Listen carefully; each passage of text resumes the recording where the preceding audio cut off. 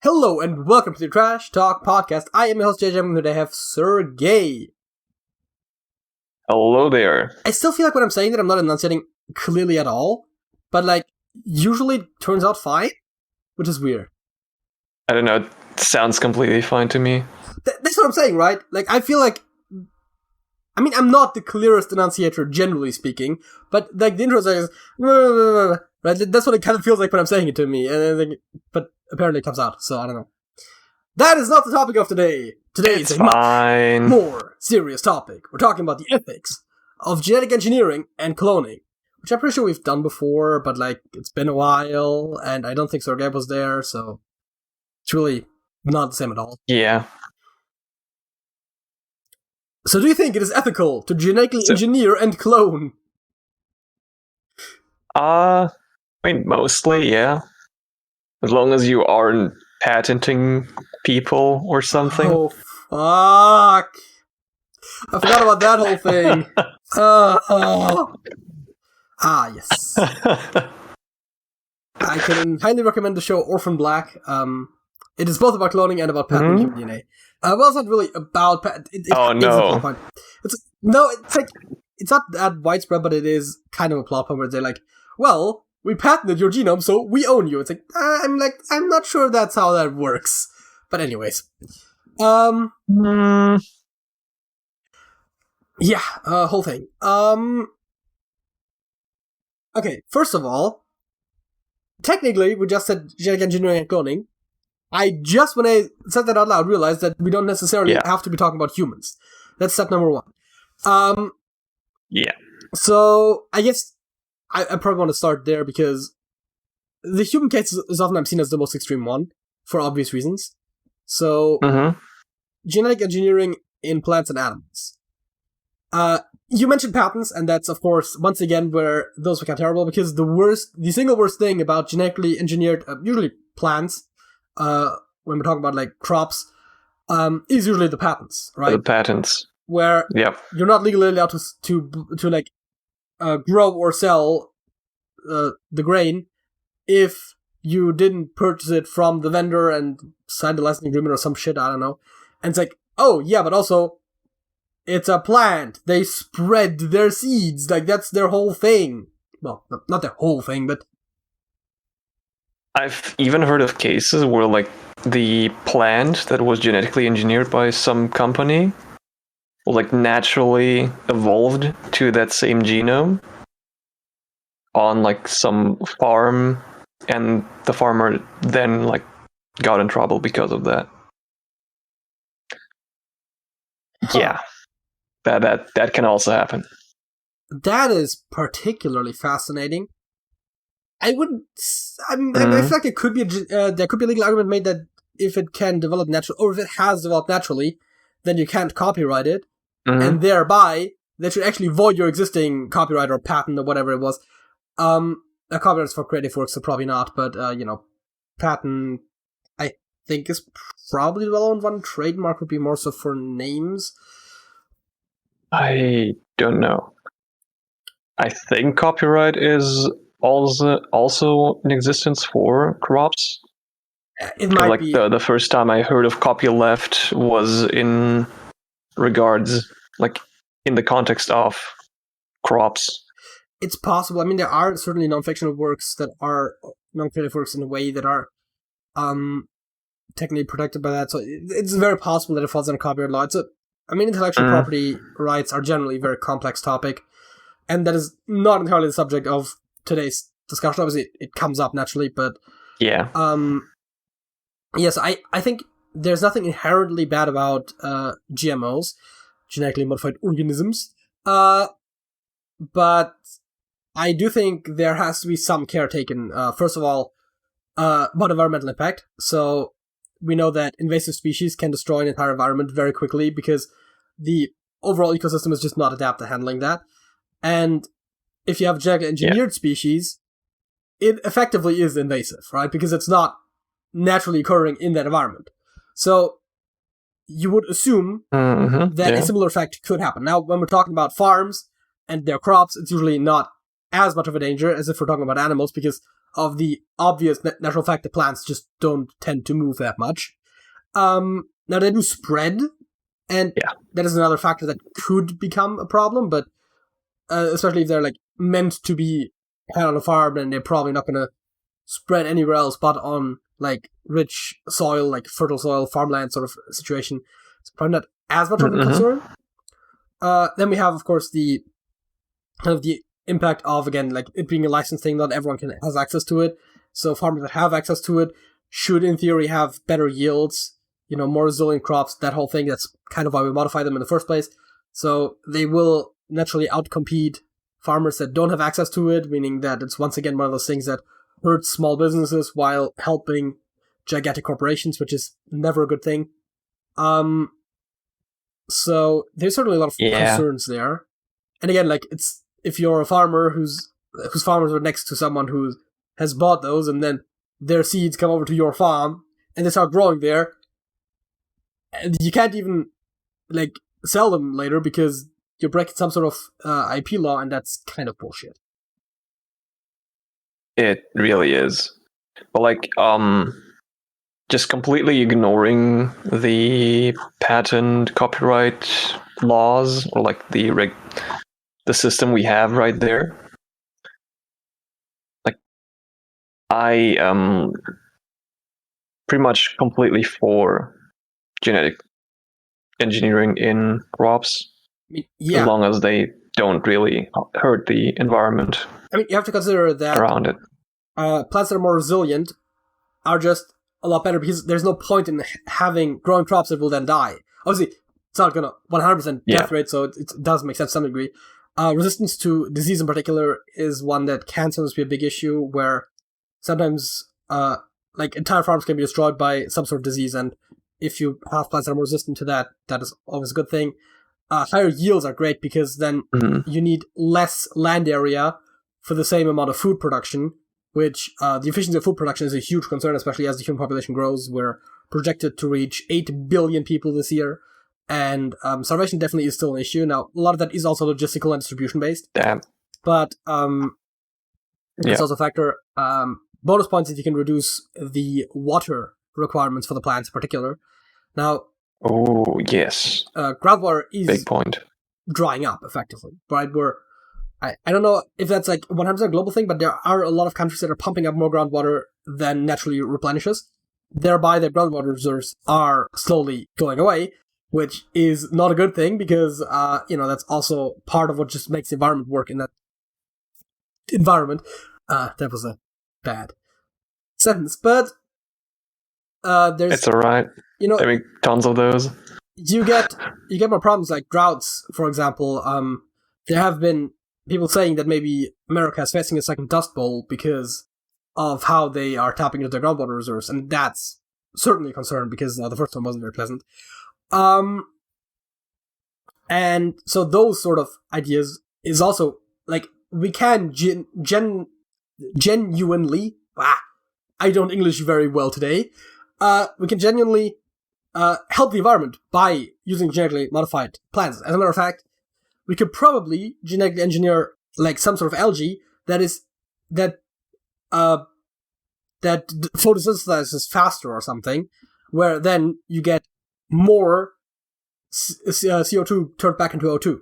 I'm not saying we can definitely do that, but I wouldn't be surprised if we could not genetically engineer a plant that it focuses more on that aspect of its life cycle. I mean, that is kind of an important part anyways, but potentially, yeah. Maybe. We could use that to grow trees that grow faster, so have a better wood source, right? Like all sorts of things. Not that burning wood is generally great, but it's cyclical, right? Like all the CO2 that the tree absorbs goes back into the wood, goes back into a furnace, comes back out. It's a cycle. It's not nearly as bad as burning coal. Yeah. But, like, we need natural resources, and anything that can make those more efficient is a good thing in my book. We just have to, again, make sure that we don't completely wreck the ecosystems that they exist in. I think it gets a bit more complicated when we get into animals, though. So, I talked a lot. Let's hear what you have to think about that. God, I mean, pretty much the same concerns with conserving the environment and not introducing predators that don't have any, like, don't want to say regulations, but like I can't find the better way to express that. That just aren't being kept in check, I suppose. No, That have no yeah. natural predators themselves, I guess you could say, as well. Yeah, that's a way better way to express that. Yeah, but like if there is an animal, like dogs come to mind that have like diseases that just come from them being that like race, then I would be I think the word you're looking for is breed, but breed. Yes, I don't English very well today either. Even worse than you are. From coming from a special breed, then I would be all for to try and fix that. I mean, maybe potentially dogs are an interesting point. Okay, so through genetic engineering. One step back. I think that one easy way to deal with genetically modified animals is if we, for example, use them for farming, which is one of the main purposes, like, meat production, for example, like milk yields, that sort of idea. They're probably not going to be introduced to the wider ecosystem, so that's less of a concern there. Second of all, interesting, both farm animals and also dogs are kind of already examples of genetic engineering, even when we didn't directly modify their genome, because selective breeding is technically a form of genetic engineering. And so, in a way, we have been doing it basically for as long as we have been around as a species. Maybe not quite as long, but, the domestication of wolves into dogs goes way back. Way back when, yeah. And so, of course, the domestication itself was a little bit less selective, I think. It's more just that it inadvertently led to, like, those that were more, like, inclined to cooperate with humans and that had traits that are more suited for that sort of lifestyle happened to prevail. It's kind of more natural selection in a control environment. Yeah, no, I was gonna say there's a what is it, conversion evolution? No, that's when they become more similar. There's a concept where two species that interact a lot evolve sort of together to optimize their interactions with one another. Sort of like how there's this bird whose evolutionarily their beaks grew longer and longer, while the plants that they get the nectar from happen to get deeper and deeper, right? So, or how trees, it's not necessarily positive interaction, but how trees grow taller while giraffes also grow taller, because giraffes want to eat the leaves. That sort of process, there's a name for it, but is it parallel evolution? I don't know. It doesn't matter. But that sort of thing. I don't know. I don't think humans back in like the Stone Ages were trying, I think that's how long dogs have been around, have been trying to necessarily turn the wolves into a particular form. But definitely with the dog breeds that you mentioned, that's definitely one where humans were specifically trying to select for different traits. Because fundamentally, all dog breeds are descended from wolves. Even though some of them don't look like it. And not at all. We then decided to emphasize certain traits in them, and then that of course went even more insane with like the whole craze for purebreds and all that stuff that used to be around for a while. I'm sure in some circles that still is a thing, leading into more and more emphasis on certain features, and most of that is not exactly to the health and longevity of those dogs. Like you said, there's certain breeds that are basically have very negative traits just by default, right? Like, what is it, pugs that have very flat faces, and the German Shepherds with their like lower backs, which is not a very good way for their back to be. Like, they have their backs like go down at the end a lot more than they're supposed to, and there's a couple others where it's like, they just aren't really made to exist that way. Well, I mean, they're not made, of course, but we've bred them in a direction that nature would have never taken them, because they're just becoming less capable of performing basic functions. It's more like, so those things definitely would be something that, as you said, we could possibly fix with genetic engineering, and I think that's also where we kind of come already a bit into the human vein as well, where it's like, genetic diseases, or just generally obviously disadvantageous traits. Yep. With dogs, I think the more obvious solution is just mixed breeds, right? Like, if you just have like a dog that's a mix, those are generally more healthy because they get, maybe not guaranteed because they're still getting genes from their parents and that, but since it does mix in like over time, the mixes, like if it's like mixed for multiple generations, basically, you're gonna inevitably expect them to keep some of the better genes rather than the worst ones. Kind of the reverse selective breeding is kind of just letting natural selection once again take over. Now, of course, in the grand scheme of things, that will take very long, but the more genetic diversity you have, the faster you can have certain genes become more dominant again. Or the more quickly you'll be able to notice the change at the very least, because there's more different genes going around, and the ones that are disadvantageous should, in theory, phase out somewhat quickly. Or at the very least become less dominant. Then, of course, the definition of evolution is the change of allele frequency over time. Nice. But to kind of generalize my point of view on this is like pretty much anything that reduces suffering on the animal is probably a good thing. Yes, again, we have to look into the ones that exist in a more natural ecosystem. You have to be a bit more careful because of them outcompeting other species and potentially driving other species to extinction, which we as humans tend to not like, despite the fact that we are responsible for a lot of it. Now, species go extinct all the time, and to some degree that's natural, but also, if it's because of our fucking around, then it's probably not the best thing. I know, appeal to nature and all that, but I feel like we generally agree on the idea that just making an entire species go extinct is not a good thing. And also, you mentioned specifically predators. I'm just want to quickly acknowledge that, of course. Also, herbivores can still be very detrimental to the ecosystem. If they outcompete another species in their niche, then they can take all their resources and they'll die out that way. For example, squirrels, right? That makes sense. In Europe, red squirrels are being endangered because of it. I don't think they're like quite endangered yet, but they are like driven out of their own habitats because the other squirrels are better at being squirrels. And interesting.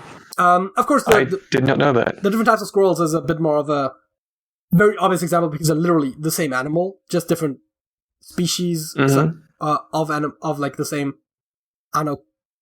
They're closely related. Is my point. But you could get that where it's like, you have an animal that's very effective at eating grass or something, and then it comes into contact with like deer, and then all of a sudden there's no grass for the deer to graze on. Think you eat grass, and then the deer will die out, even if the thing isn't very related. Yeah. Also, I did mention that farm animals won't generally come into contact with nature, but it is worth noting that whenever you do genetically engineer something, you should probably take the possibility of something escaping to nature into account. I'll call that the Jurassic Park rule. A what rule? The Jurassic Park rule. Because the dinosaurs that they brought back to life inevitably escaped. Again and again, because they didn't learn their lesson. But, it's like, this... Yeah. Like, if you have a cow that's gonna give more milk, it's like, this cow is gonna escape into nature and it's gonna wreck the ecosystem. No. It's probably not even gonna be able to survive in nature that well, because that's not what they're bred for, right? Especially the ones that are bred for meat. It's gonna be like, hey, this thing is very beefy, provides a lot of food for predators, and it's probably not very fast or agile. So, not as much of a concern. I think we can't really go out of this topic without talking about humans, so let's go about that really quickly as well. We didn't really talk about cloning all that much before, but I would say that in plants and animals, cloning isn't necessarily much of a concern from an ethical standpoint. Like, I don't think most people have a problem with us cloning. I mean, some plants straight up reproduce asexually, which is basically cloning anyways. But even in animals, I don't think we usually consider cloning to be a problem. So I think cloning in particular comes more into play when we talk about humans. But since we were on the genetic engineering train, let's talk about genetic engineering in humans. Thoughts? Same thing as last time. Pretty much anything that reduces suffering is most likely a good thing for me. Okay. So I definitely agree with the idea of like correcting genetic diseases and the like, where like you're straight up like, as you said, remove suffering in a very direct way. Mm-hmm. The problem is there's probably things you could do that would be a pure benefit to the modified individual or, well, child, because that modification would have to generally be done before birth. And yeah. If you think about something like enhanced strength or enhanced cognitive ability, right, that's generally a good thing. But then you get into the territory of rich people will be able to afford their kids being way better than poor people's kids. And that is one of those things that could drive not just wealth inequality, but also, life expectancy inequality and like all that sort of stuff way ahead. Now, to some degree... Oh, totally. That is also the case if we say we can just correct for genetic diseases, where it's like, oh yeah, now rich kids are more likely to survive. But that is more acceptable because I can't say like, oh yeah, we have a treatment for a disease, let's wait until we can make sure that literally everyone has access to it before we release. That's just unreasonable. But when it comes to those things where they provide improved opportunity, I do become somewhat concerned.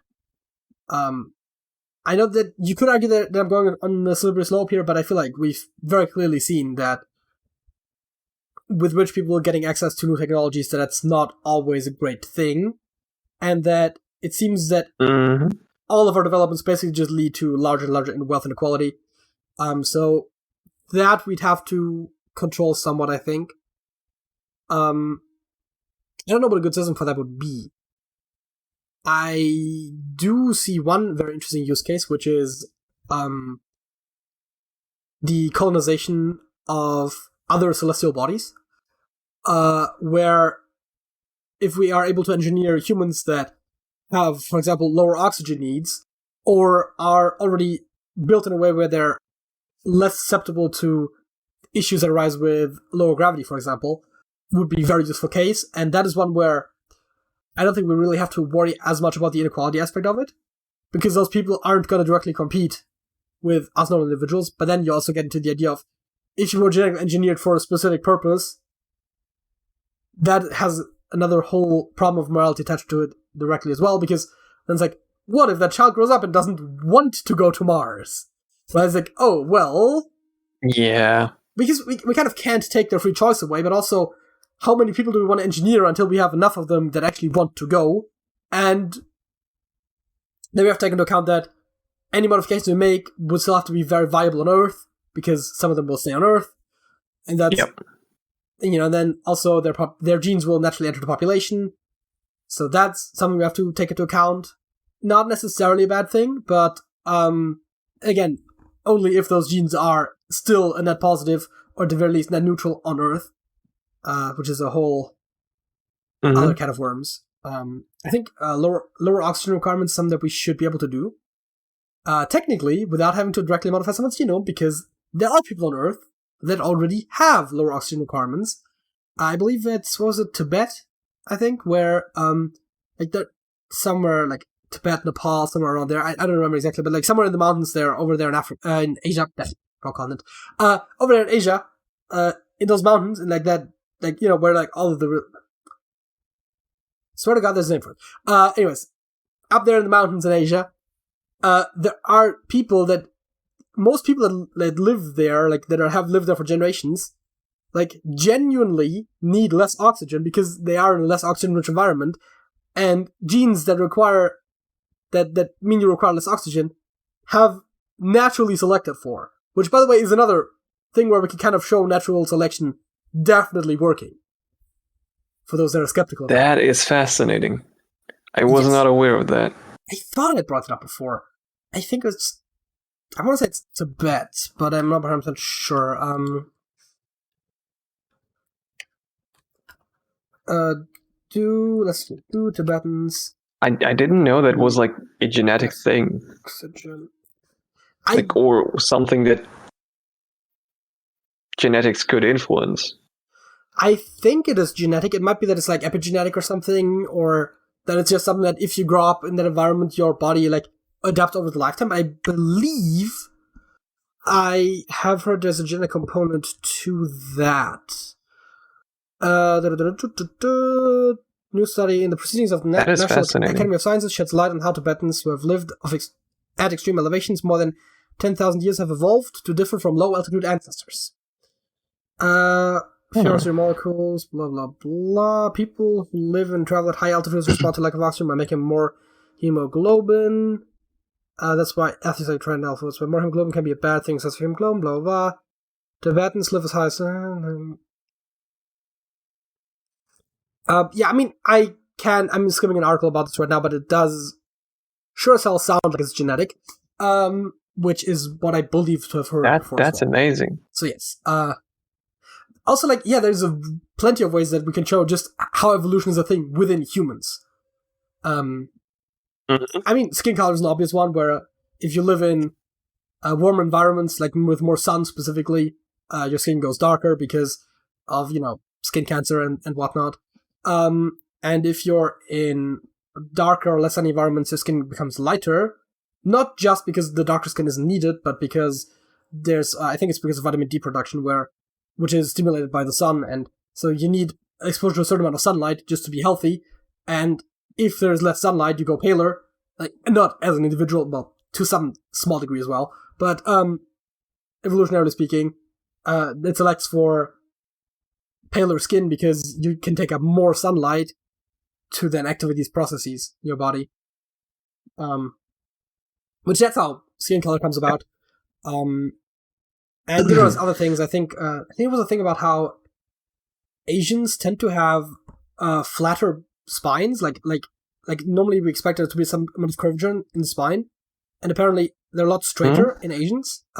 There's various theories on that. One of them has to do with cultivation of rice and how the position that they I think they kneel or something when they cultivate it, and that might be the reason. But that's just a theory. I don't know I don't think there's like a consensus on why that happens. But yes, Asians tend to have straighter spines. And there's presumably an evolutionary reason for that. There's a couple theories on why that is.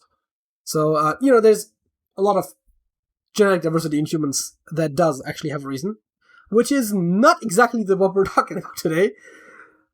But not really. A fascinating subject. So kind of relates. So genetic engineering. Any additional thoughts on that?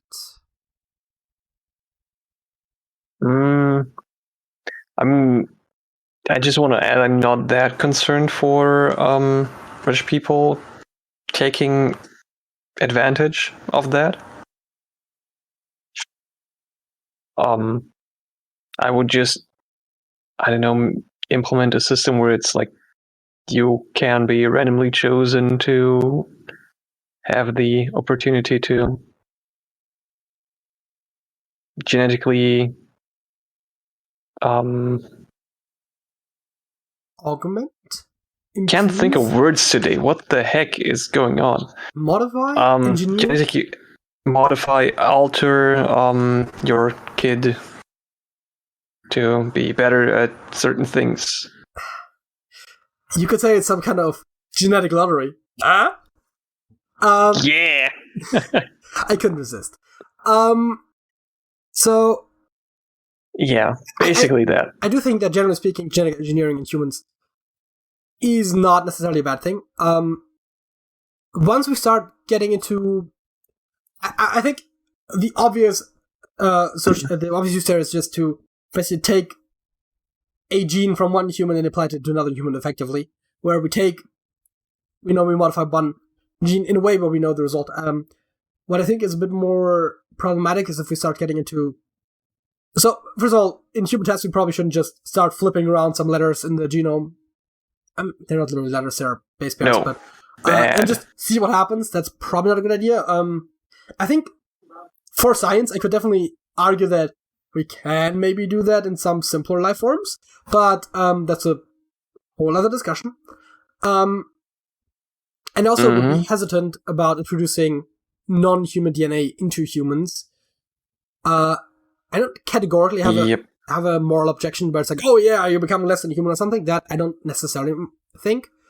But we're getting into the territory of, this would not naturally occur, so it's hard to say what the consequence of that would be, and introducing it possibly to the gene pool, who knows what could happen. And again, B, the idea of being able to like improve someone beyond natural human capability, where some have access to it and others do not, is once again much more of a concern. And then, we could talk about possibly introduce some genes where you can perceive other wavelengths of light, or where you can hear other frequencies. We know there are animals that do that. In some cases, especially I don't know about hearing, because like ears are very complex. I mean, eyes are too. It's like, so I don't know how simple it would be to actually do that in practice. But even if we can safely do that, there's always a concern of like, again, like who gets access to that? Should those people be allowed to have children? That's a bit of a bleak question, but if we do go beyond what is normally expected of humans, then the question becomes like, do we really want to introduce those genes into the general populace? I don't know. I mean, we could say if in other situations, but I mean, I think if it is a positive trait and does correctly transfer down the line, why not? Yeah, no, I do think you're right about that. But yeah, and also speaking of transfer, of course, the more we modify someone's genome, the less human they become, which is, again, I don't think morally a problem, and I think legally and morally we should still consider them human. But genetically, that could be a thing where at some point they might just become genetically incompatible with other humans. Or at the very least becomes a lot less likely that they produce viable offspring, which is a whole other can of worms. And I think I can't really do much more than mention, because that is more of a practical problem than a philosophical one, right? It's more like genetic testing, experimentation, that sort of thing. Like, we can't do that just by talking. I don't want to quickly say, I mentioned cloning in the beginning, and I don't want to finish this topic without having at least mentioned it. What are your thoughts on human cloning specifically? I feel like cloning living humans is kinda dubious. I would not like that. Okay. But like, if you're cloning a I don't know how long ago, like, dead person, probably fine, but like, keep it to like one clone, maybe. Okay, couple things. First of all, I don't know. The weird thing I think about when you say cloning dead people, I immediately think like people will go for like historical figures or like that sort of thing, and it's like, that sounds kind of weird, right? They're like, oh yeah, let's clone all the geniuses and athletes and like everyone who has the best genes. Probably not actually, but eugenics, fun topic. And so that sounds a bit weird. I think cloning living people, it's once again one of those questions where it's like, I think the person being cloned should have, of course, consent to that, right? Like, you can't just take someone's genetic code and be like, hey, here's a child that is just like them. I do think cloning people, especially multiples of the same person, gives us a lot of interesting research possibilities of concepts like nature versus nurture. If we know that two people are genetically identical, we can then see how their life affects, how their genetic affects their life versus their upbringing, and it's probably more moral than just taking some random twins and shoving them to two different homes. Now, granted, I don't think there's any moral reason to necessarily keep twins together, especially if you do it from birth. But A, they're more similar genetically, and B, I feel like it's less morally iffy. That being said, I find human cloning just to be a weird idea, but I can't really come up with a good concept, a good argument against doing it. That like is a categorical against argument. I'm sure there are certain situations where I can go against it. I do think that if you say there are dead quite people, a lot of situations where I'd go against that. To be honest, if you say dead people, we're gonna have to certainly be sure to not go back too far. Because A, cloning Neanderthals is a whole other can of worms, and B, the further back we go, again, I mentioned evolution, right? It might not make a lot of changes very quickly, but having someone from further back into the evolutionary line just introduces a bunch of genes back into the gene pool that maybe were already less common and could technically slow down our evolution, which seems like a bad thing.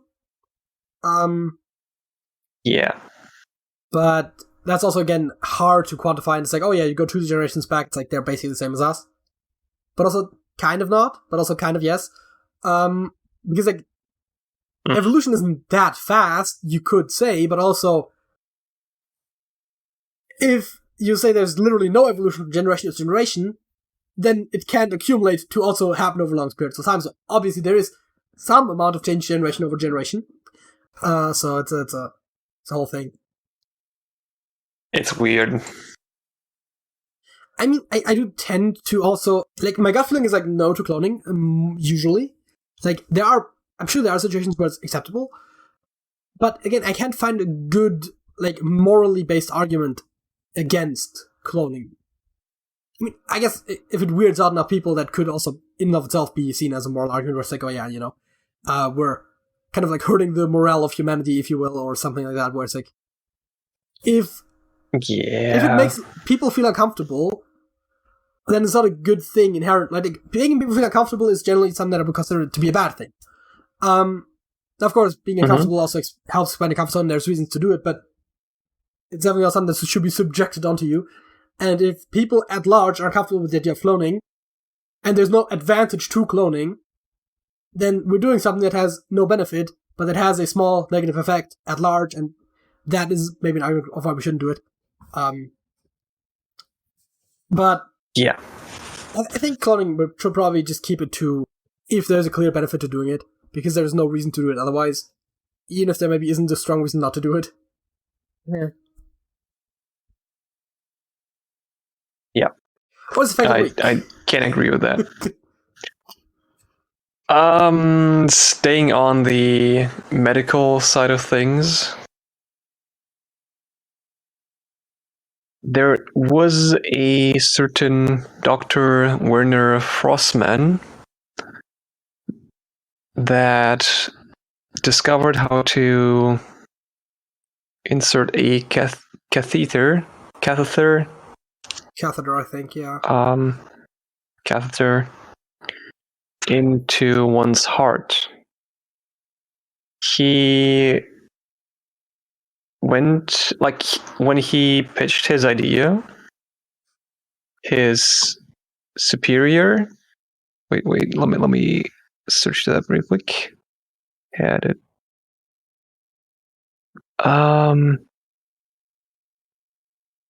He ignored his department chief,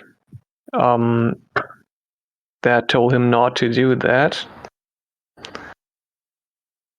and persuaded a nurse to help him with his experiment to insert a catheter into his own heart.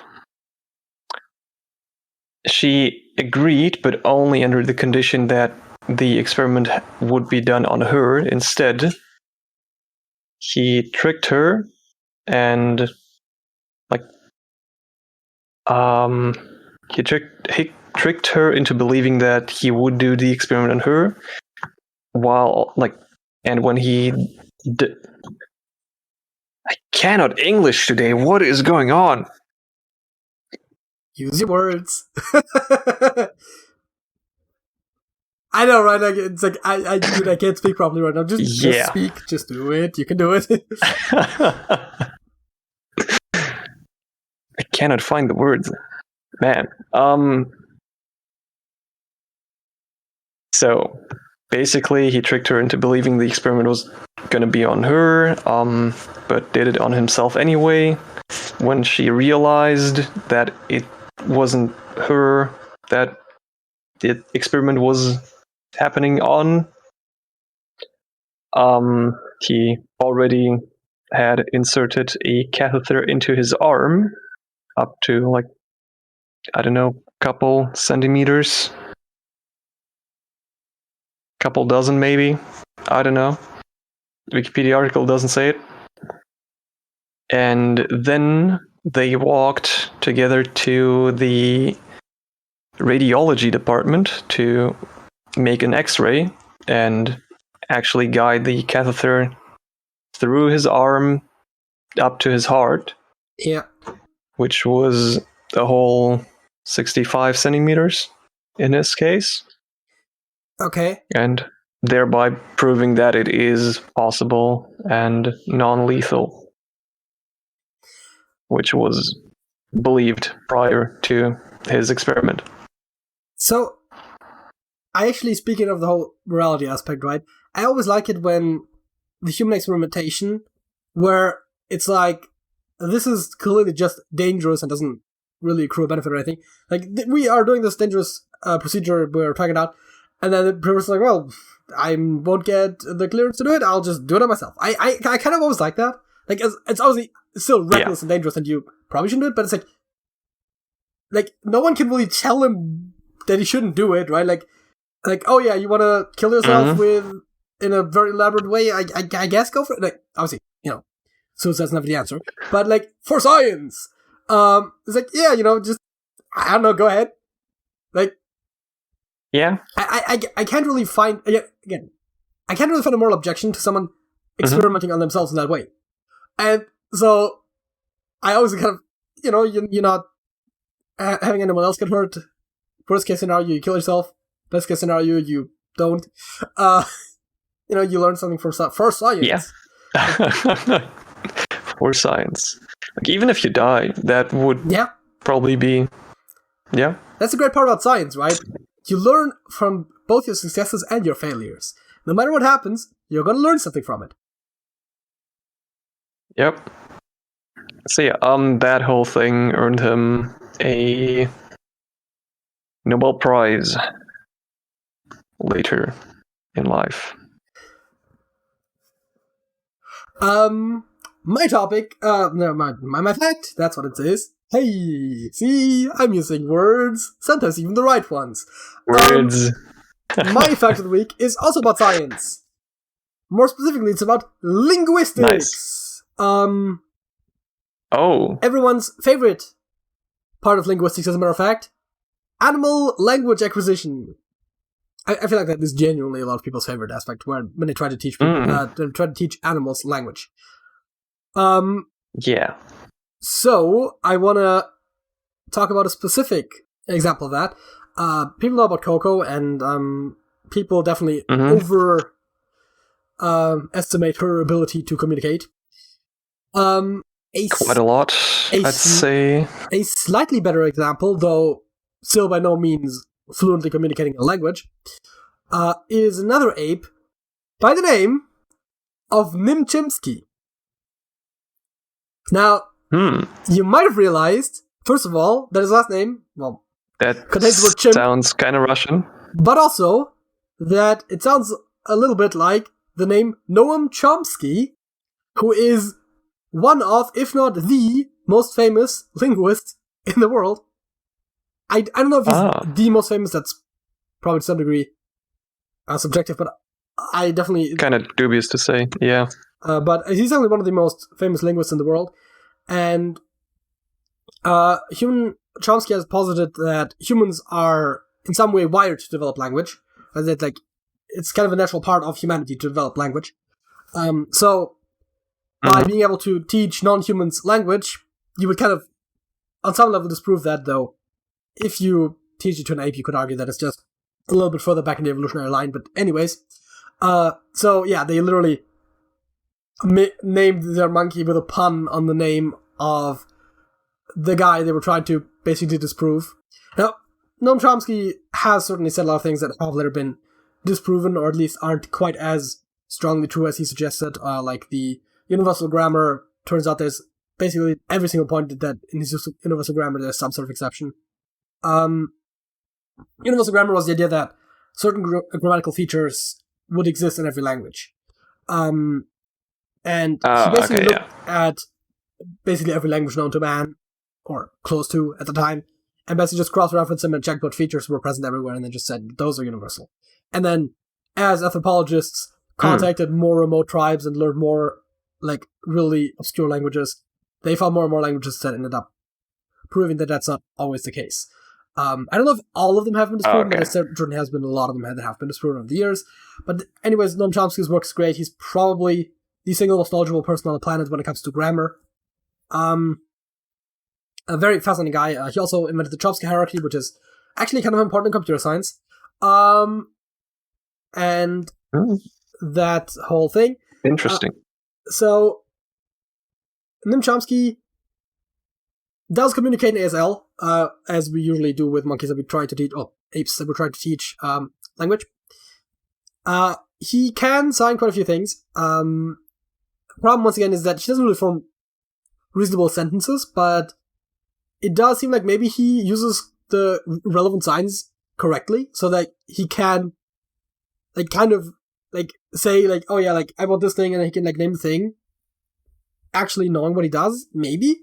But he certainly can't really form sentences. The longest recorded quotation, it says here, Nim's longest sentence was 16 words long. Mm-hmm.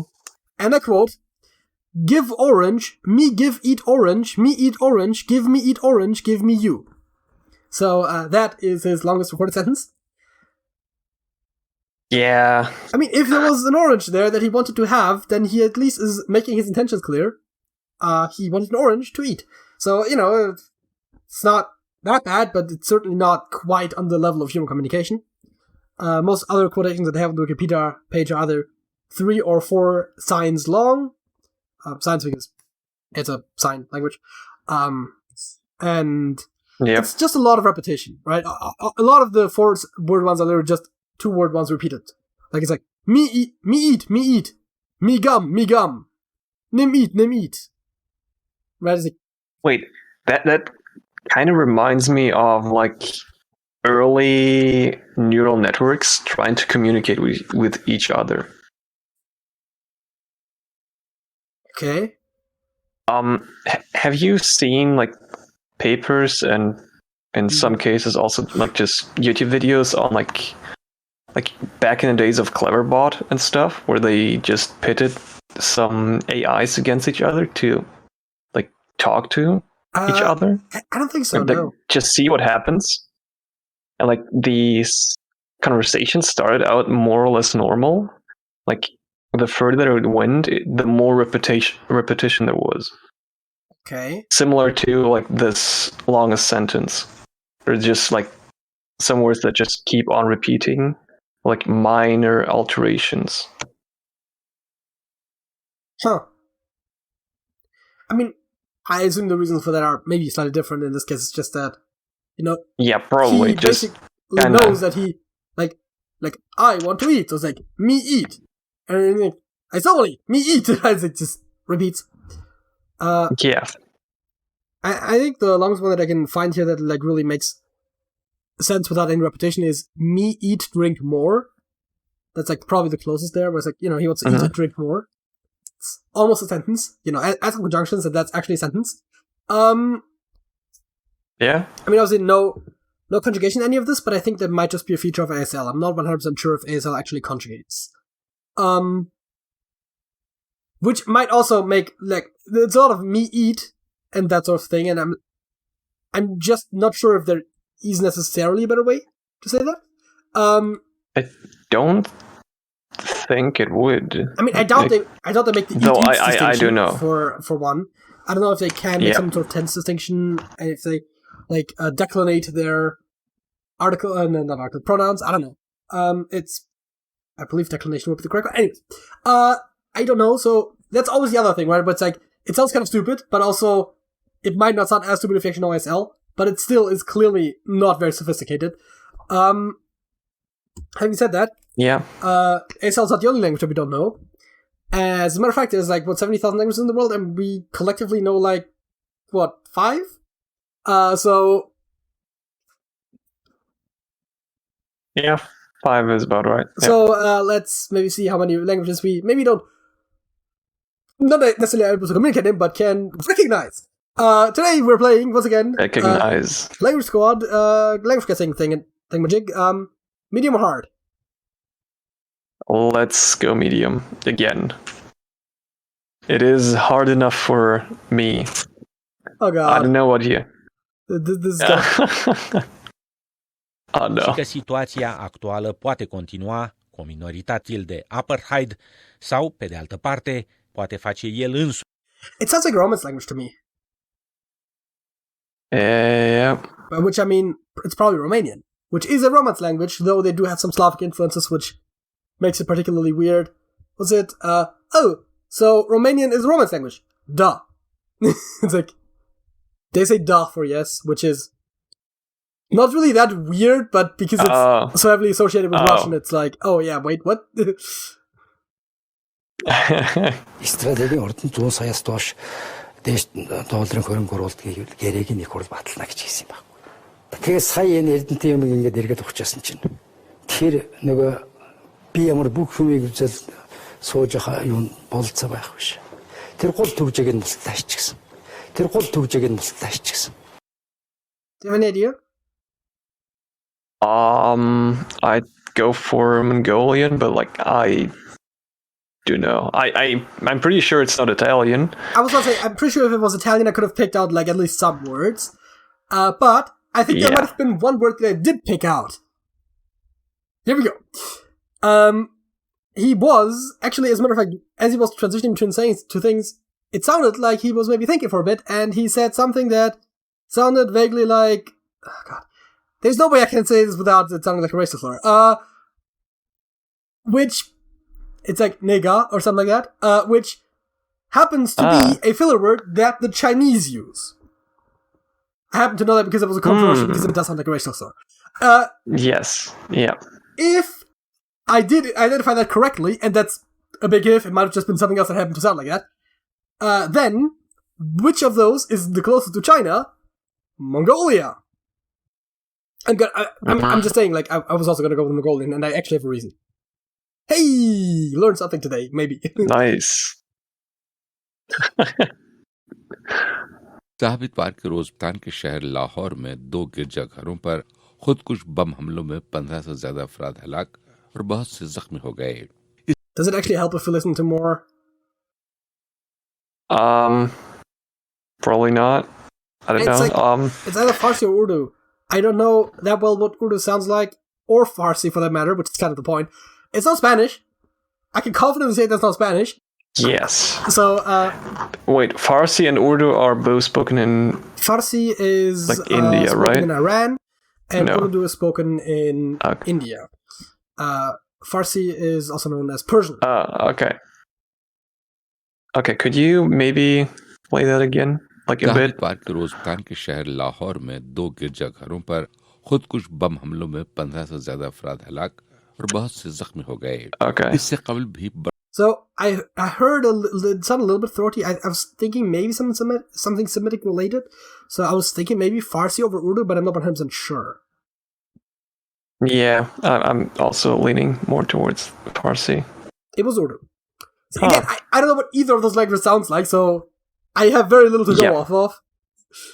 I thought it sounded maybe more like Arabic than Hindi, but it doesn't really sound like I would expect either one of those to sound exactly, so, you know. This should be easier. Netanyahu. It was Mandarin. I think I don't even have to play stop. I think as soon as I select an answer, but yeah, no, I'm pretty sure I could have distinguished Swedish and Dutch, but Mandarin is very different from those two. Yeah. 1960, see on siis 53 aastat. Ma olen juba 1,5 aastat pensionil, aga nüüd ma teen kodus ja nüüd on niiviisi, et on iga päev suured tööd käsil. Praegu on üks Lääne-Austraalias, juba 2 kuud teen seda. Ja see on... Did you understand anything of what was just said? No, not really, but it sounded like I should. What do they speak in? I mean, I was about to say what they speak in Albania. It was the Albanian. Like, what language group do you think Albanian belongs to? I don't know. Because Estonian is closer related to Finnish, and I believe we've heard Finnish one time before. And that's not anything like this, I think. Polish should be at least somewhat similar to Russian. I'm sure it's like more different than most of the other Slavic languages because it's geographically also the furthest, or one of the further ones. But I feel like you would have recognized something if it was Polish, right? Probably. So I'm gonna go with Albania. Yeah, I think. Yeah. And it was Estonian. It was Estonian. I mean, I've never really Can heard... you play that again? 1960, see on siis 53 aastat. Ma olen juba 1,5 aastat pensionil, aga nüüd ma teen kodus ja nüüd on niiviisi, et on iga päev suured tööd käsil. Praegu on üks... Okay. I still can't understand anything. I mean, again, we've looked at this before, and Estonian is a Finno-Ugric language, which is not very closely related to Slavic languages. But still... I mean, geographical proximity sounds would... close. Ooh. This should be doable. Принимая во внимание, что признание достоинства присущего всем членам... I'm tempted to say that's Russian. It is. Haitian Creole, again, it's very similar to French.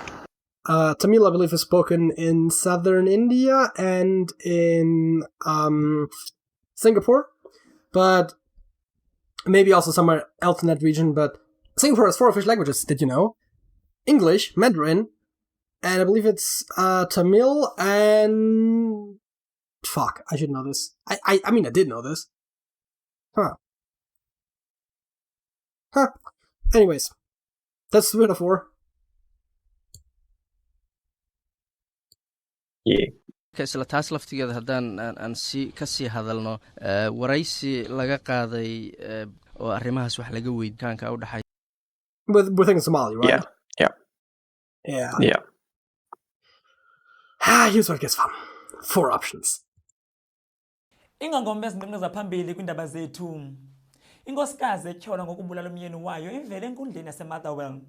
Bahlali base-Wells Estate batyhola igosa elincedisana noceba ngokungalawuli kakuhle. I'm thinking Xhosa. It's spoken somewhere in Africa. Dutch is spoken in the Netherlands. Hebrew is spoken in... Hebrew is spoken in Israel. That's I didn't sound very Semitic, I would say. And it didn't sound like that Mongolian before, so I'm gonna attempt to say... Yep, I would agree. Yep, there we go. I was briefly considering Mongolian, but... Yeah, but I was briefly considering Mongolian, but we obviously heard it before, and I kind of forgot about it for a second. Reducir en un 50% el envío de petróleo que realiza a Cuba y otras naciones del Caribe. Tengo mucho gusto en dar la bienvenida a don Gustavo Coronel. Él es analista político, excongresista venezolano, pero además... I was thinking Spanish, maybe, but it also kind of... It didn't really sound that Spanish-y to me, but like just from the amount of words that seemed very familiar. Also, towards the end, Venezuela was mentioned where Spanish is spoken, but that doesn't necessarily have to prove anything. It was probably just international news. Now, Filipino has a lot of Spanish influences, but it almost sounds, again, too close to what I would consider to be Spanish, right? I'm going to have another listen to it briefly. De reducir en un 50% el envío de petróleo que realiza a Cuba y otras naciones del Caribe. Tengo mucho gusto en dar la bienvenida a don Gustavo Coronel. Él es analista político, excongresista venezolano, pero además experto en temas económicos y energéticos. Don Gustavo, ¿por qué el gobierno venezolano tomó? I'm tempted to say that's Spanish, but it's pretty difficult because, I swear to God, you can probably say that in most European languages, the text and a lot of the words are going to be very similar. There was a lot of words like in like automotive and like that sort of stuff where it's like, like, I think it was something about petroleum, right? Like those sort of words just originated by language and then spread everywhere because it's like a relatively new concept, and when the world was already relatively internationalized, a lot of country names in there. So Cuba and Venezuela were mentioned, which would also have very similar names in most languages. Like this is one of those where you could probably play it in all 4 languages, and like half the words would basically be the same. I'm tempted to say Spanish. Yeah, Spanish or Filipino. They did say I don't really know. Towards the end before I paused, which means because in Spanish. But again, because Filipino leans so heavily from Spanish, it could have been that it just also say that. They say, I think for like how are you, they say like "cómo or something, and it's like "cómo estás" in Spanish or something. So it's like it's very similar. This one should be easy. Oh yeah, those are for very similar languages, obviously. Sjön också, det är ju mycket, jag tänker på båtolyckor, det är mycket alkohol med i bilden när det gäller båtolyckor i Sverige. Men vad jag har förstått så har det gått neråt. Och jag har förstått så den här sommaren, många börjar beskriva. I'm weirdly not as confident as I was when I clicked on it, but I think it's Swedish. It sounds kind of like Swedish. I don't think it's Portuguese or any of the other ones. I mean, Russian or Japanese, I think you would have to recognize. Portuguese is like a bit tricky sometimes, but it didn't really sound like what I expected. And again, there was some said to sound very dramatic. Okay. How about Dutch? I could probably recognize Dutch. Assalomu alaykum. Efirda 9-noyabr dushanba dasturi. Studiyada men Odil Ro'zaliyev. Eshittirishimiz Hotbird sun'iy yo'ldoshi orqali efirga uzatilyapti. Vaqti bilan 22:00 da takror tinglashingiz mumkin. I have a somewhat strong tendency, but the tricky part is the one thing that I recognized immediately is from none of those languages because it's fucking Arabic. He started off by saying Assalamu alaikum, which Muslims in general tend to say, but is originally Arabic. Which basically limits I did not catch that, but like I was leaning towards Turkish anyway. Assalamu alaikum. Like he immediately starts off with that. Oh, like, yeah. I wouldn't be surprised if there was like a somewhat reasonable amount of Muslims in Bulgaria or Uzbekistan. It's not Dutch, I can tell you that much. But yeah, I think it's Turkish. It's Uzbek, right? Like what? That's what I said, right? Like, who knows? Where is there? Stop shuffling cards. Oh, there it is. No, but like, what? Like, Uzbek. I mean, I'm not shocked. Not really. Yeah.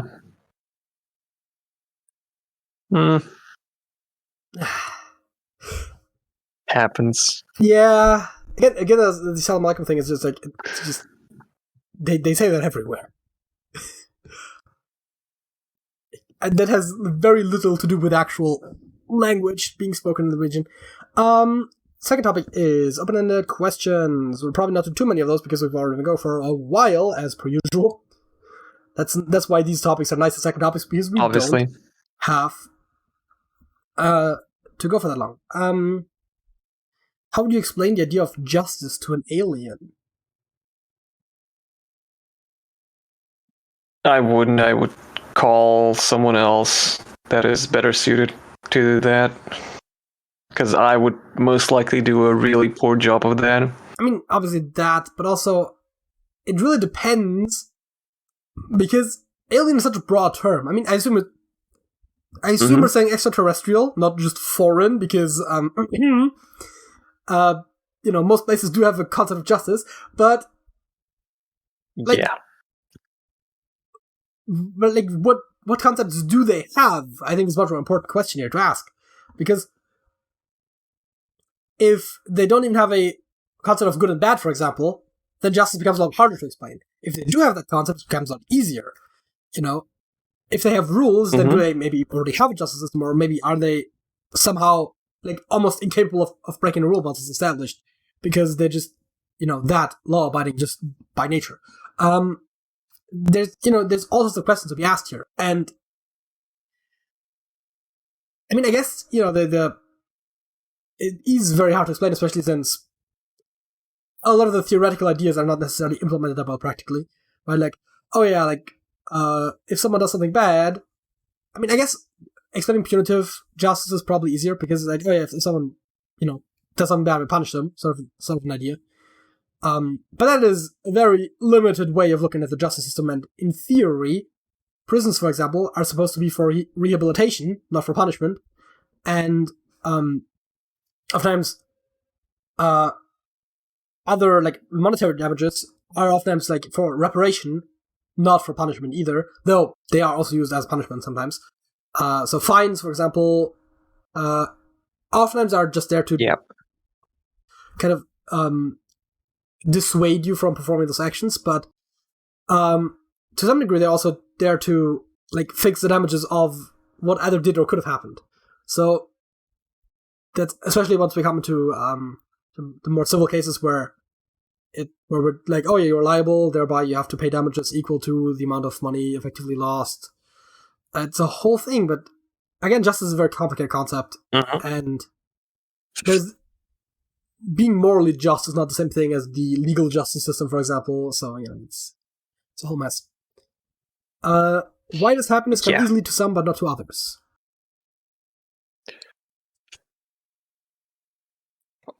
Sometimes it's genetic factors. I was about to say that. But like most of the time, it's probably environmental. Like it depends. I'd say. And some of it depends on how many hormones your body produces of like the happy types, serotonin, endorphins, that sort of thing. And then how susceptible your receptors are, right? So it's kind of that is like the two big factors. In terms of like the actual like chemical, physical aspect of it. Of course, happiness can come from outside factors, but it can also come from within.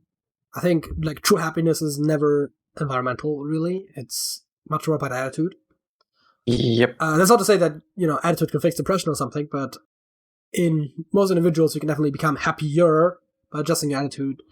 It's a lot of just learning to kind of, first of all, forgive yourself for mistakes that you make. Also, learn to not take things too hard that you don't have any control over, and learn to just focus on positive aspects rather than negative ones. I think that is what can definitely help you become a lot more happy and also content. Happiness and contentness are two different but related concepts. I think the English language doesn't do a great job of distinguishing sometimes, but there is a difference between being happy in the moment, sort of experiencing joy, versus being more generally content with your situation and not being unhappy about that.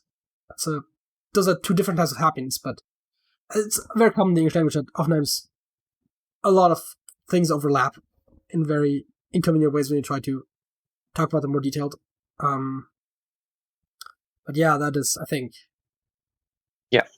on that subject. What policies could the government implement to improve people's health? Well, first of all, which government? Yes. Because I think socialized healthcare is definitely a good start for those governments that don't have it, like third world countries and the US. I mean, I'm sure there are some third world countries that are doing a great job. I'm not trying to diss on you categorically. Yeah.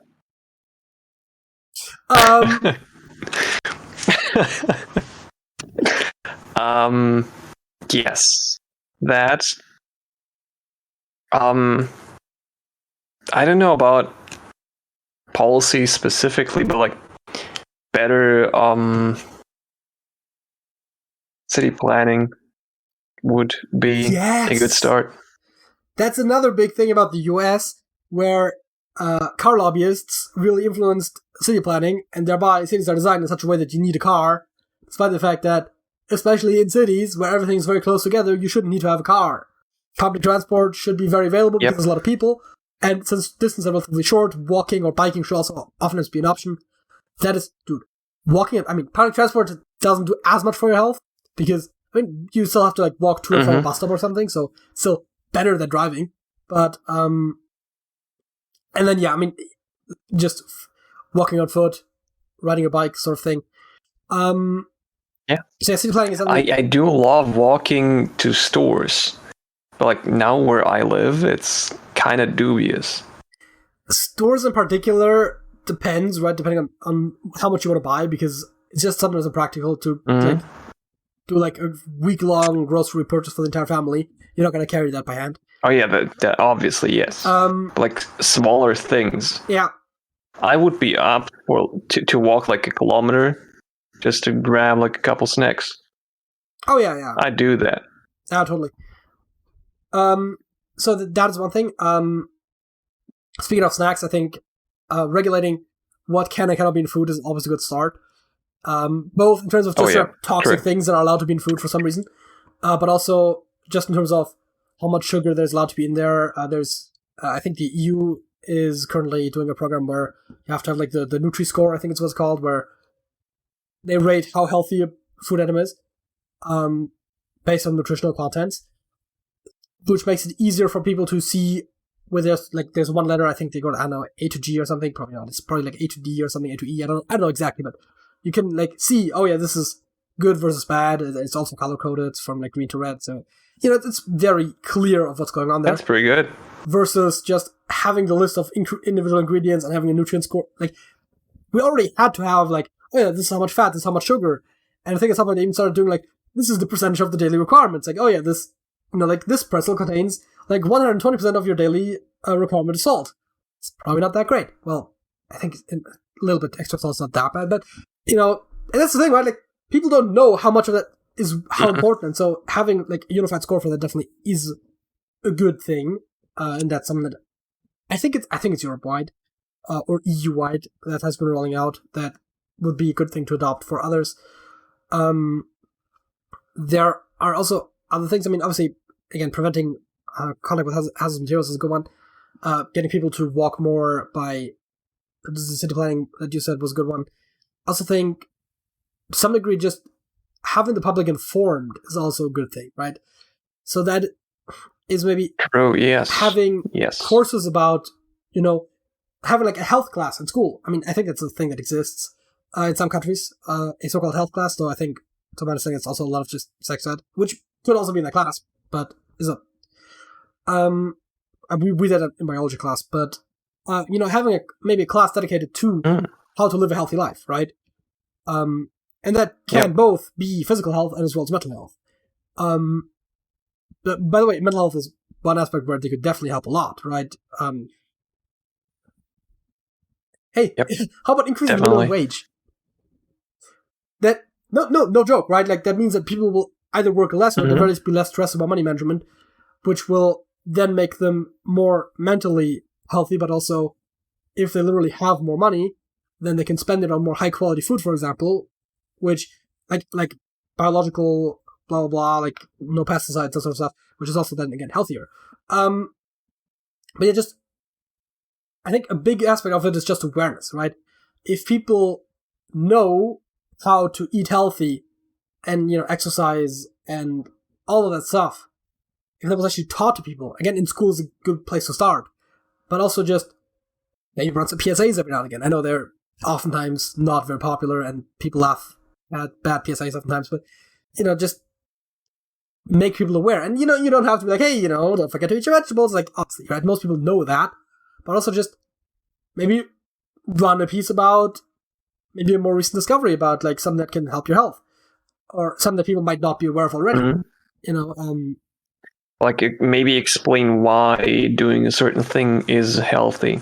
Yes, always. Why is very important. Generally, when you're explaining something, it's a lot easier to remember something when you explain to me why. It's a lot easier to internalize it if you explain to me why it works, right? I always hate that, but it's like, oh yeah, this is how I do it. Why do you do that? Oh, that's just how I do it. Just do it. It's like, no, that doesn't work. I hate that.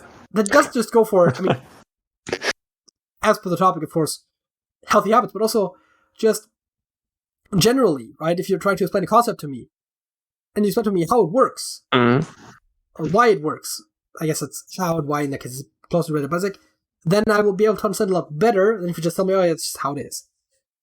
So yeah, going over the underlying reasons. Also, generally I think in school, maybe just, sometimes teachers try that, but it's like trying to tell you why you're learning something. I mean, in some cases you're just learning it because, like, I don't think I need poetry analysis in my life. And then, the whole, like, you're not always gonna have a calculator on you, which is like, Sergey, please, the cards don't. Oh, sorry. And, what was I gonna say? Right, yes, we all have calculus on us at all times. That is something that teachers... The best part is, I'm pretty sure I've had teachers that said something like that. Back when people were literally running around with smartphones. Like, you're not gonna always have a calculator on you. Like, no, I literally do. But... Well, I don't, but... 24/7. For like I don't know, the last whatever years. Yeah. Always had one. I mean, not me, but also I am pretty good at math in my head, but also I don't... Like, the fact is you don't need a lot of math in your life, but also... It's not the only reason why we teach it. First of all, you never know when it's going to come up, but second of all, also just... Some aspect of it is just, learning to learn things. Also, having people figure out stuff themselves would be a lot more helpful, but it's... Redesigning the entire education system is another topic that we have written down and we'll probably tackle at some point. We're getting there. It's been on the list for a while, and I think we've been doing slow progress on adding stuff to it, but it's nowhere near finished. Let's do one more so we don't feel like we did nothing, because it's only the fourth question we've done, but what was the scariest dream you've had?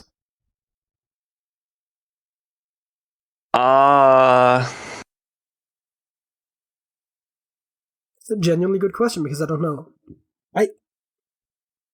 I barely ever remember my dreams, so it's particularly problematic if you ask me for something more specific.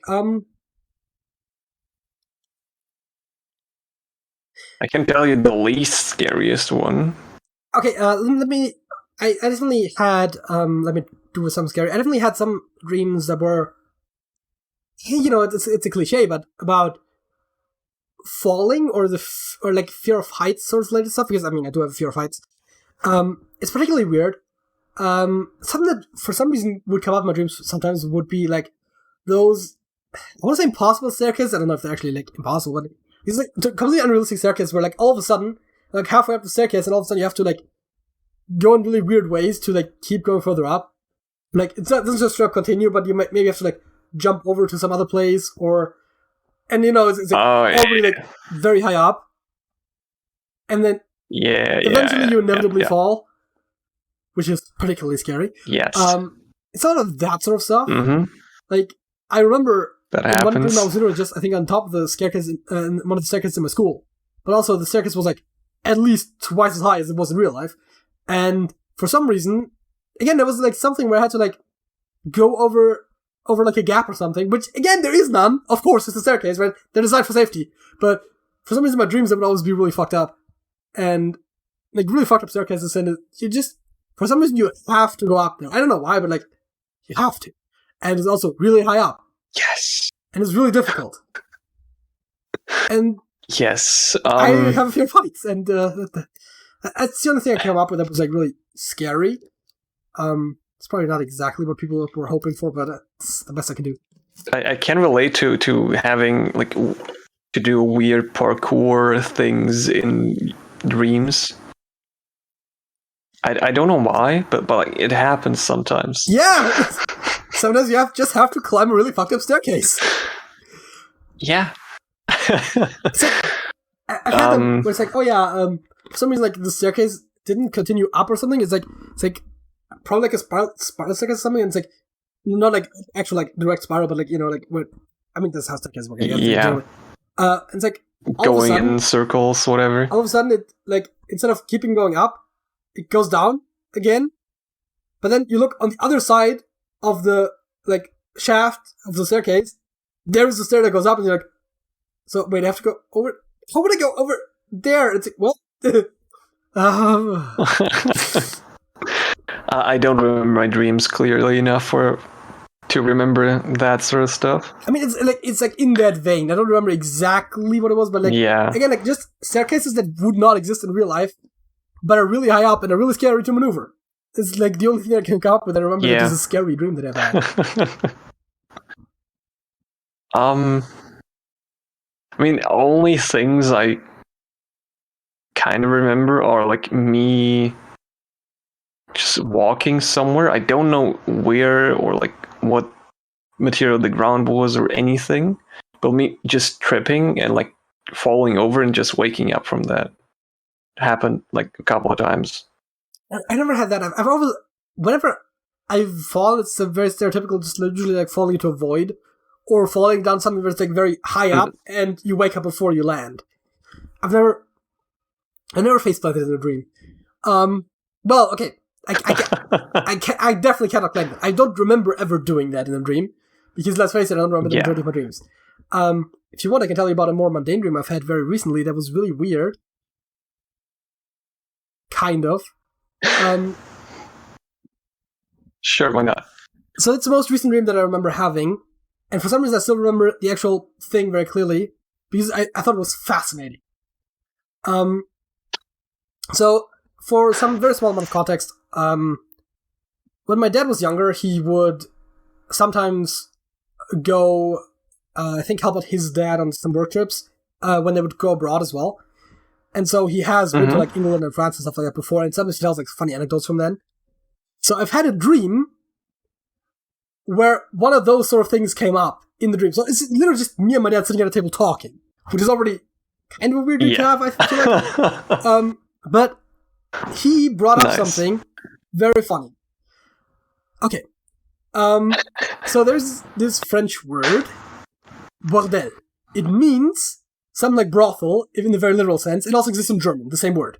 So that's kind of weird. But I also use that to mean like a mess sometimes, like more colloquially, right? Like if they're like, oh yeah, it's such a mess, like quel bordel, sort of like a thing, right? Here's the crazy part. Okay. So my dad in that dream is telling me a story about how, I guess he learned about that fact that it's like a thing that I say in that context, because again, it's kind of a weird thing if you're from a German-speaking background, because you know that word, but only in the very literal context, not the more colloquial one. And so he said something where, okay, yeah, and then the guy said something like, he looked into the room and it was very chaotic and said something to the effect of, brothel of the sea, right? Like, that's not, I don't know if brothel is literally brothel, but it's something in that vein, right? And I'm like, what? That doesn't make any sense. And then he said it in French, or in as good as he could reproduce it, and he said, bordel de mer, right? Like la mer is the sea. But the expression that I have heard actual French people say is bordel de merde, right? Like, of shit. Okay. Which is really weird, because up until that point, I had no idea what he was trying to say. But then, when he said it in French, I figured out where the error happened, because it sounds very similar, right? Problem being, how the fuck had I already figured out that would even work as a misunderstanding, subconsciously, before I had heard him say it, when I made the conscious connection, not conscious, whatever that name is. Like, this is your mind work. How did I come up with that?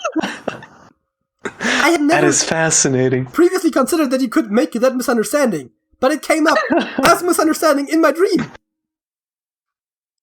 Nice. How? That is amazing. Yep.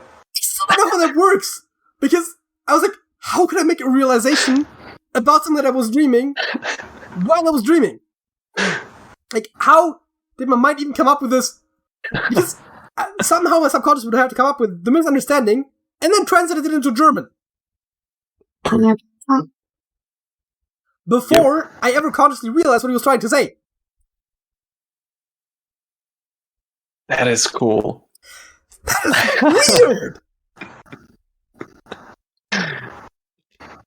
Yeah. I genuinely didn't know what he was on about until he translated it into French. Nice. Like, this is something that could have genuinely happened, like, the discussion sort of thing where, like, because again, he doesn't speak the language, and he would have been there before, because there's another story which he tells where, you know, it doesn't matter. It's again one of those that would be completely lost in translation, because it involves a lot of German. But, like, so there is a genuine story that he has told that is in a similar enough vein that it would have been believable that that situation had actually occurred. But there's never been that exact story, and it's like, how could that misunderstanding... What? Anyway, so... That is maybe not a scary dream, but it's probably one of the weirdest dreams I've had, not in that the dream itself... I mean, again, the dream itself was very mundane, it could have totally happened, but... The mechanics of it are still blowing your mind to this day. It's also probably one of the dreams that I most clearly remember, because I remember exactly what he said. Because that is the weird part about it, because I also immediately after that woke up. And I was like, huh? How did that happen? Nice. Amazing. Absolutely amazing. Like the only weird dream I can remember myself having was from when I tried to tried out lucid dreaming. Like wanted to try it out. I've told you this dream before. It's one of the first times where it actually worked. I could like control the dream, and I would just like it had a bed and like kind of like a white, comfy, whatever environment without any features whatsoever. I would just lay there, basically sleeping or like napping, but like not actually sleeping because I am in a dream already. So I'm just laying there, comfy in the bed with my eyes closed and just like. So you tried to go full Inception. Basically, yes. But that was not my intention. I was just tired. I mean, I think we've said that before, but like you're like the one person that would actually just like, go to sleep in a dream. Yeah, that's a good one. How about songs of the week? Sure. Why not? What is your song of the week? Song of the week. My song of the week is "Can't Go to Hell" by Sin Shake Sin.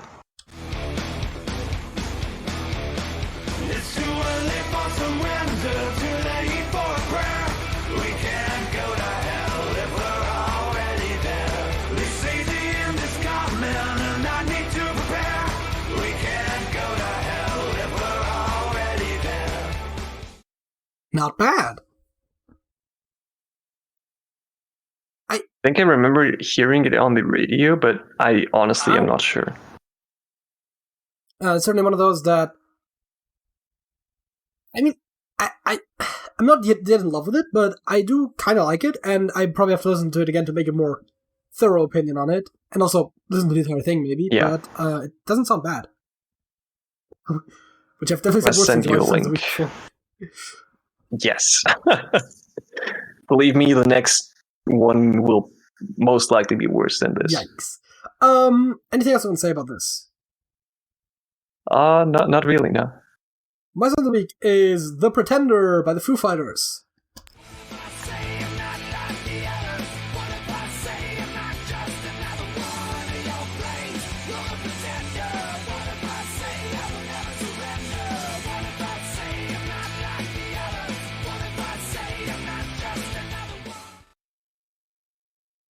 Yeah.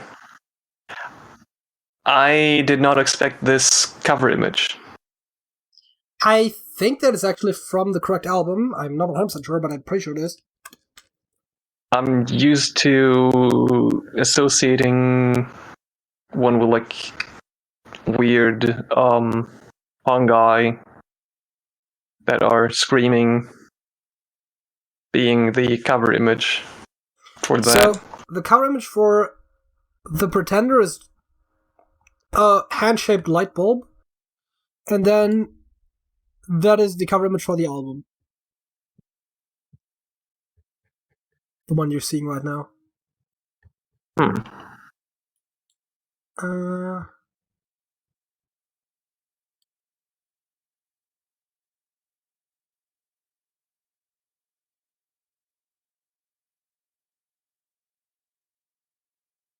Interesting. And I'm currently looking through the other... Wait, what? I might be... I don't know what you're on about. Thinking of a different song. Yeah, that's possible. Anyways, yeah, just a song that's known for a bit now. I think I might have had this in one of my like songs that I discovered in a certain year lists before. I quite enjoyed, and when I was thinking about what song to use for the song of the week, I just literally just flipped through some, like literally just ran and play like all the music on my computer, and just that was the first one I was like, you know what, this is song of the week material. With that having been said, I do like that. I hope everyone enjoyed this week's episode of Trash Talk Podcast. And if you did, maybe you want to, and, subscribe, comment, join the Discord, the whole thing. Sergey! Mm-hmm. That's it. That's it.